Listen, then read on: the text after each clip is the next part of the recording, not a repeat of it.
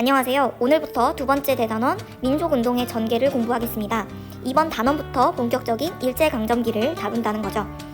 두 번째 대단원은 다음과 같은 구성으로 내용이 이루어져 있습니다. 먼저 시대별로 일본이 어떤 식민 통치 정책을 가했는지를 공부합니다.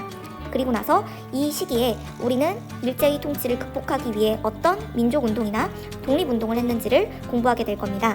즉, 먼저 1910년대 식민통치 정책은 어땠는지 공부를 하고 20년대에 어떤 민족운동이 이루어졌는지를 공부합니다. 이어서 20년대, 30년대도 같은 방식으로 내용이 전개될 거예요.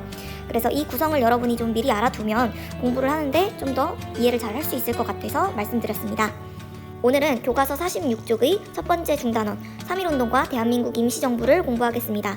이번 단원의 학습 목표는 총 3가지인데요. 첫 번째, 일제의 무단통치와 식민지 수탈 정책에 대해 설명할 수 있다. 두 번째, 3.1운동의 전개 과정 및 의의를 말할 수 있다. 세 번째, 대한민국 임시정부의 활동을 열거할 수 있다 입니다. 이번 단원은 1910년을 다루고 있는데요. 아까 얘기했던 구성 기억나시죠? 식민통치 정책은 학습 목표를 통해서 짐작을 해볼 수 있습니다. 이 시기 1910년의 식민통치 정책에는 무당통치가 있다는 것을 짐작을 해볼 수 있고요. 이 시기 이루어진 민족운동에는 3.1운동과 대한민국 임시정부가 있겠구나를 짐작을 해볼 수 있겠습니다. 오늘 강좌에서는 1910년대 식민통치 정책을 먼저 공부하겠습니다. 이번 강좌에서는 학습 목표 일제의 무단통치와 식민지 수탈 정책에 대해 설명할 수 있다를 달성해 보겠습니다. 1910년대의 무단통치를 구체적으로 공부를 하기 전에 일제강점기에 이루어진 일제의 식민통치 방식의 변화를 크게 개괄적으로 한번 얘기를 해보고 넘어가겠습니다. 일단 일제강점기는 1910년에서 1945년까지 약 36년간 일본에 의해 식민지배가 이루어진 시기입니다. 그리고 이때 시기별로 일제가 사용한 통치 방식이 조금씩 다릅니다. 1910년대 식민통치 정책은 아까 학습 목표에서도 잠깐 확인을 했었죠. 무단통치라고 합니다. 그리고 1920년대에는 문화통치가 이루어졌습니다. 무단통치는 이름에서도 좀 알 수 있듯이 좀 폭력적이고 강압적인 일본에 의한 통치가 이루어지고요. 문화통치는 무단통치 때보다 교묘한 통치 방식이 이루어지는 시기입니다. 조선의 문화를 존중해주는 척하지만 감시를 보다 철저히 하고 친일파를 양성해서 민족을 분열시키는 정책이었습니다. 무단통치가 보다 노골적인 폭력적인 통치라면 문화통치는 이보다 좀 알 수 없는 교묘한 형태의 식민통치였다고 볼 수 있습니다. 이번 단원에서 또 배우겠지만 이러한 통치 방식의 전환이 이루어진 계기가 있습니다. 바로 1919년에 발생한 3.1운동 때문이었습니다. 아까 학습 목표에도 있었던 민족운동이죠. 왜 3.1운동이 이 식민통치 방식의 전환의 계기가 되었는지는 또 다음 소단원에서 배우도록 하겠습니다. 1930년대 후반부터 광복까지는 아예 한국인이라는 정체성을 없애고 일본에 동화시키려는 민족 말살 정책이 이루어집니다. 그러니까 여러분은 일단 무단통치, 문화통치, 민족 말살 정책의 방식으로 일본의 통치 방식이 전환되었다라는 것만 전체적으로 알고 계시고요. 이번 단원에서는 이 무단통치에 대한 구체적인 내용들에 대해 공부해 보겠습니다. 경술국치라고 불리는 1910년 8월 29일 이제 일본에 의해 강제 병합이 되었습니다. 이에 일본은 식민 통치를 총괄하기 위한 기구를 세우게 되는데요. 그 기구가 바로 조선 총독부였습니다. 그리고 이 식민 통치의 수장이 바로 조선 총독이었죠. 한반도를 통괄할 수 있는 조선 총독은 일본의 6해군 대장 중에서 뽑혔습니다. 그래서 이 조선 총독은 조선에 있는 일본의 군대를 통솔해서 조선을 다스릴 수 있었습니다. 군대를 지휘할 수 있는 권리인 군통수권을 지녔다고 나와 있죠. 그 외에도 조선 총독은 행정권, 입법권, 사법권을 모두 가지며 절대 권력을 행사하였습니다. 광복까지 총 8명의 일본인이 이 조선 총독의 자리에 오르게 됩니다. 1910년대에는 어떻게 강압적인 무단통치를 하였을까요? 바로 헌병 경찰을 동원해서 무단통치를 하였습니다. 헌병은 원래 군인을 대상으로 한 경찰 업무를 합니다. 그러나 이때는 민간인을 대상으로 활동하며 한국인을 탄압하고 통제했다는 거죠. 교과서에도 헌병 경찰의 역할이 나와 있습니다.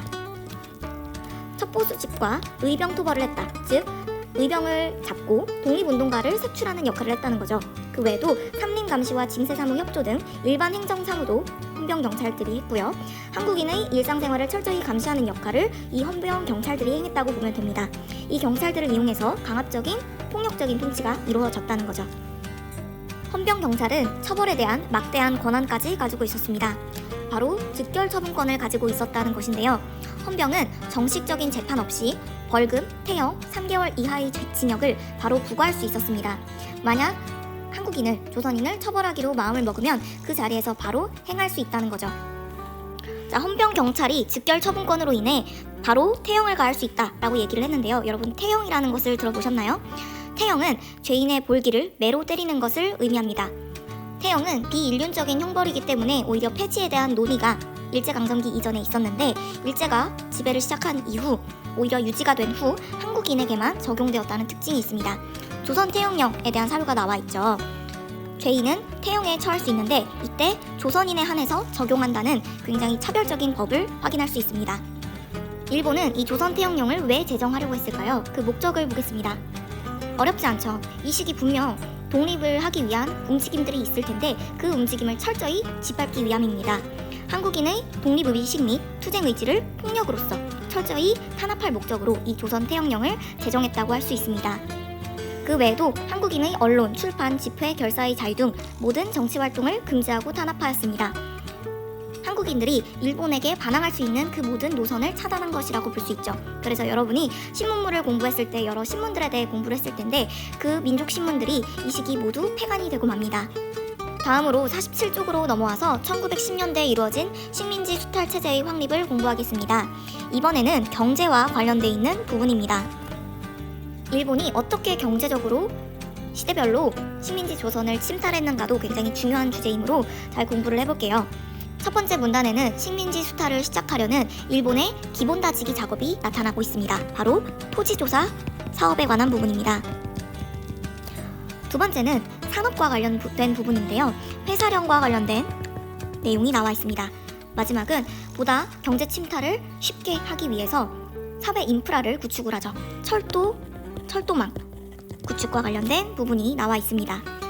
먼저 토지조사 사업입니다. 이제 조선 총독부가 사실상 한반도의 정부의 역할을 하는 것입니다. 식민지 조선에 원하는 정책을 추진하기 위해서는 이를 위한 자금이 필요하죠. 돈이 필요하다는 말입니다. 그러려면 세금을 걷어야 하고요. 세금을 제대로 걷기 위해서는 얼마만큼의 재산을 조선민들이 가지고 있는지 파악하는 것이 필요합니다. 그래서 당시의 재산 정도를 구분하는 중요한 기준인 토지 소유를 조사하기 시작합니다. 그게 바로 1910년에서 1918년에 이루어진 토지조사 사업입니다. 일제가 토지조사 사업을 벌인 것은 근대적 토지 소유 제도를 확립하고 세금 부담을 공평하게 하기 위함이다 라는 명분을 내걸었다고 하죠. 실제 목적은 무엇이었는지를 아는 것이 중요합니다. 그러므로 토지조사 사업의 방식과 결과를 공부하면서 이 사업의 실질적인 목적에 대해 알아보겠습니다. 토지조사 사업이 이루어진 방식입니다. 이 당시 농민들이 자신이 이 땅을 가졌다고 인정을 받기 위해서는 필요한 서류를 구비해서 일제가 정한 기간 안에 스스로 토지에 대해 신고를 해야 했습니다. 즉, 이 신고제로 토지조사 사업이 이루어졌다는 것이죠. 하지만 이 당시 농민들이 일제에 대해 가지는 반감이 컸고 이러한 방식에 익숙하지 않아 신고해야 할 기간에 가진 토지를 신고하지 못하는 경우가 있었습니다. 그러면 이와 같이 신고를 제때 하지 못한 경우 신고되지 않은 토지는 어떻게 되느냐? 바로 농민의 손을 떠나서 조선총독부 소속으로 가게 됩니다. 이제 사업의 결과 부분입니다. 토지조사 사업 이후 조선총독부가 가지는 땅이 굉장히 늘어나게 됩니다. 방금 공부했던 미신고 토지가 이제 총독부에게 모두 들어오게 되죠. 땅의 주인이 제 기간 안에 이 땅이 내 땅이라고 제대로 신고하지 못할 경우 그 소유자의 소유권은 상실이 되고 총독부가 이제 그 토지의 주인이 되는 것입니다. 또 사업의 결과로 총독부에게 들어오게 되는 토지가 있었는데요. 바로 소유자가 불분명한 토지들이었습니다. 한일 강제병합으로 인해 이제는 사라진 황실이나 관청의 소유지, 그리고 문중의 공동 소유지, 즉 가문의 땅이라는 뜻인데요. 이러한 여럿이서 공유하는 공유지 같은 경우는 소유자가 한 명으로 결정을 하기가 어려웠거든요. 이렇게 소유자 한 명을 결정하기가 애매한 토지들이 있는데 그 토지들이 모두 총독부 소속으로 넘어가게 됩니다. 이렇게 소유권이 애매한 토지들을 뺏는 것 역시 토지조사 사업의 실제 목적 중에 하나였습니다. 그럼 총독부는 이렇게 새로 얻게 된 땅들을 어떻게 처리했을까요? 조선 총독부는 이제 총독부의 소유로 넘어온 토지를 동양척식 주식회사를 세워 이곳에 넘기게 됩니다. 그럼 동양척식 주식회사는 그 토지를 관리를 하는 거죠. 자, 이름이 좀 어렵죠? 동양척식 주식회사입니다. 동양척식 주식회사는 동척이라고도 불리는데요. 동척은 1908년에 만들어져서 총독부의 토지를 받고 이에 조선 최대의 지주가 되었다고 합니다. 동척은 조선으로 건너온 일본인들에게 싼 값으로 땅을 파는 등 민족 수탈에 기여하는 역할을 하였습니다. 그러니까 땅을 뺏긴 조선인의 입장으로서는 눈엣가시 같은 회사라고 볼 수가 있겠죠. 그래서 이 동척에 폭탄을 던지려는 사람도 추후에 나오게 됩니다. 그럼 토지조사 사업의 내용을 정리해 보겠습니다. 이 사업은 1910년대에 일제가 행한 경제정책의 일환으로 이루어진 사업입니다. 정확히는 1910년에서 18년 사이에 이루어진 사업이죠. 이 사업이 이루어지는 중에 토지를 가진 사람들은 자신이 가진 토지를 스스로 정해진 기간 안에 신고를 해야 했습니다. 신고제 방식을 채택하고 있었다는 것이죠. 그 결과 개인의 토지 소유권이 명확히 확립이 되었고 일제는 이를 바탕으로 지세 수입을 크게 늘릴 수 있었습니다. 일제가 거두어들이는 세금이 늘어났다는 거죠. 또한 총독부가 가지는 총독부 소유 토지가 크게 증가하는 결과를 얻어낼 수 있었습니다. 자, 이제 47쪽 아래 역사 탐구활동 부분을 보겠습니다. 자, 토지조사 사업의 결과와 관련된 탐구활동입니다. 첫 번째, 일제가 토지조사 사업을 실시한 이유가 무엇인지 알아보자 라고 첫 번째 문제로 나와 있죠. 자, 토지조사 사업의 실질적인 목적을 묻고 있는 것인데요. 한번 총독부 관리의 말을 살펴보면서 사업의 이유를 찾아보겠습니다. 자, 총독부 관리가 이렇게 이야기를 하고 있죠. 미신고 토지와 소유자가 분명하지 않은 토지가 모두 조선 총독부의 소유가 되었지. 또한 지세도 안정적으로 확보할 수 있게 되었어. 이게 토지조사 사업의 결과 조선 총독부가 얻을 수 있었던 결과이자 처음부터 목적으로 삼고 있었던 부분입니다.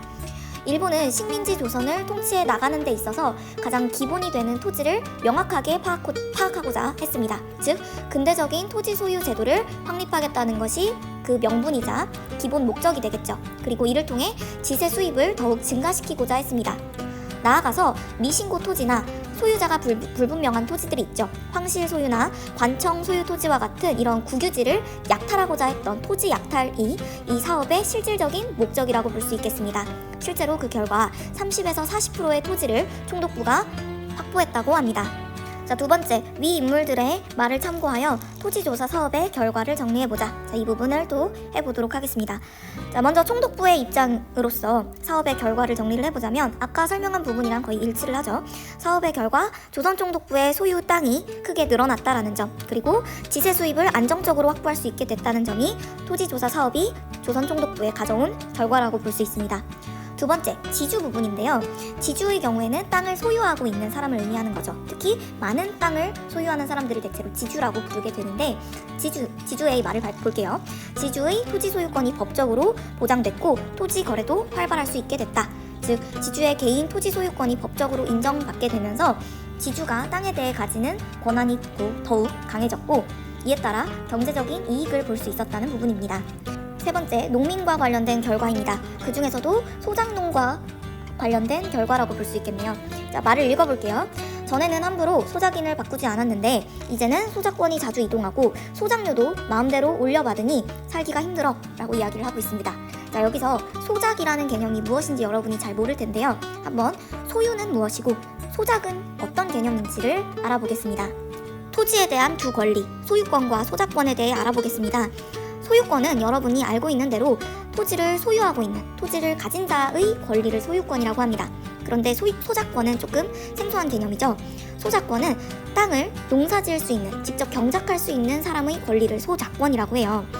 예로부터 조선에는 이 소유권과 소작권의 권리가 모두 공존을 하고 있었는데요. 토지조사 사업 이후 소유권의 개념은 법적으로 인정을 받게 되지만 소작권은 법적으로 인정을 받지 못하게 되면서 이 소작권을 가졌던 일반 농민들이 다소 피해를 보게 됩니다. 그로 인해 삶이 더 어려워지게 되죠. 자, 이 소유권과 소작권의 개념을 이해하기 위해서 좀 더 쉽게 설명을 해보도록 하겠습니다. 한 지주가 있습니다. 자, 지주, 땅의 주인을 의미하죠. 이 지주가 큰 땅을 가지고 있어요. 넓은 땅을 가지고 있고 이 땅에 대해 소유권을 행사할 수 있습니다. 땅의 주인이니까요. 자, 그런데 지주가 혼자서 이렇게 넓은 땅에 농사를 지을 수가 없겠죠. 그럼 어떻게 하느냐? 자신의 땅을 가지고 있지는 않지만 먹고 살기 위해서 남의 땅을 빌려서라도 농사를 지어야 되는 농민들에게 자신의 땅을 빌려줍니다. 그렇기 때문에 이러한 소작농, 농민은 지주의 땅을 빌려서 이 땅에 농사를 짓습니다. 그리고 그 땅에서 나온 수확물을 지주에게 그 대가로 바쳐야 하는 것이죠. 자, 이러한 상황을 소작이라고 합니다. 소작이란 땅을 빌려서 농사 짓는 것을 의미하고요. 그 대가로 땅을 빌려준 지주에게 소작료를 내야 했죠. 소작에 대한 대가라고 보시면 됩니다. 그렇기 때문에 소작권이라는 것은 내가 직접 소유를 하고 있는 땅은 아니나 내가 빌린 땅에 대해 농사 지을 수 있는 권리를 소작권이라고 하는 겁니다. 토지조사 사업 이전에는 이 소작하는 농민들, 소작농의 권리인 소작권이 어느 정도 관습적으로 인정될 수 있었습니다. 그래서 소작농들은 소작 기간이 어느 정도 보장이 되고 소작권도 그들끼리 서로 매매할 수 있었죠. 하지만 토지조사 사업에선 이 소작권을 법적으로 인정을 하지 않게 됩니다. 그러니까 지주의 권리인 소유권은 강해지는데 이 소작농의 권리는 인정받지 못하게 된 것이죠. 자, 지금 우리가 봐도 이 소작권의 개념은 굉장히 애매한 개념입니다. 자신이 가지고 있는 토지는 아니지만, 자신이 소유하는 토지는 아니지만 빌린 것에 대한 관습적인 권리가 소작권이잖아요. 하지만 자본주의 체제에서는 이러한 애매한 관습적인 권리를 법적으로 인정해주지 않습니다. 자본주의는 개인의 재산이나 소유를 중시한다는 특징이 있죠. 그렇기 때문에 이 소작권은 법적인 인정을 받을 수가 없는 겁니다. 그리고 일본은 식민지 조선의 이러한 자본주의 체제를 정착시키기 위해 근대적인 토지 소유 제도를 확립시키는 이 사업, 토지조사 사업을 벌이게 된 것이죠. 그 과정에서 이 소작권에 대한 존중은 배제가 되게 되고, 그럼으로써 일반 농민들이 더욱 어려움을 겪게 되는 결과를 가지고 오게 되었습니다. 이제 이 말이 이해가 되시나요? 전에는 함부로 이 소작인을 바꾸지 않았는데 이제 소작권이 자주 이동하고 소작료도 자꾸 지주가 마음대로 올려받으니까 살기가 힘들어졌다라는 부분이 이 소작권에 대한 법적 인정이 배제되었기 때문에 나타난 결과라고 볼 수 있습니다. 그래서 일제강점기가 되고 나서도 이러한 소작 농민들이 자신의 권리를 찾고 자신의 권리를 이제 존중받기 위한 여러 농민운동 같은 것들을 일으키게 됩니다. 토지조사 사업에 있어서 소작농이 겪게 된 결과 부분이었습니다. 마지막, 일본인과 관련된 토지조사 사업의 결과입니다. 조선의 땅값이 싸니 지주가 될 수 있는 좋은 기회야 라고 얘기를 하고 있죠. 자, 토지조사 사업의 결과 총독부는 미신고 토지와 여러 국유지 등을 잔뜩 얻게 됐습니다. 그래서 그 토지들을 동양척식 주식회사에 넘겨서 관리를 하라고 하게 되죠. 그리고 일본 본국에는 홍보를 하게 됩니다.